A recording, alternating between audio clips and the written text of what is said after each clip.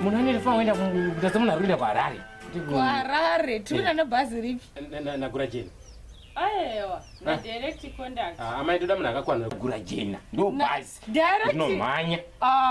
Gura jena rinomhanya daraka direct contact. Maiwi, gura jena. Emi, direct contact ndokufamba kwaHongwari. Imamai makakwana here. Ai mukwana iyi. Ndikutaura kuti iwe tinoenderera na gura jena. Nditi munhu anenge tona na direct contact. apa mangubiso ndakapa. Na direct contact. Nemake michi direct contact. Nemake yei. Direct contact tinogara chiona TV mbasi. TV mbasi. Mamboona TV mbasi ni?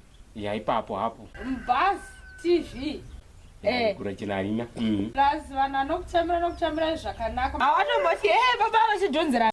Ipapo ai. Ya ipapo chete. Direct contact. Ndiko kufamba kuHongwari. Madziva zvido primary.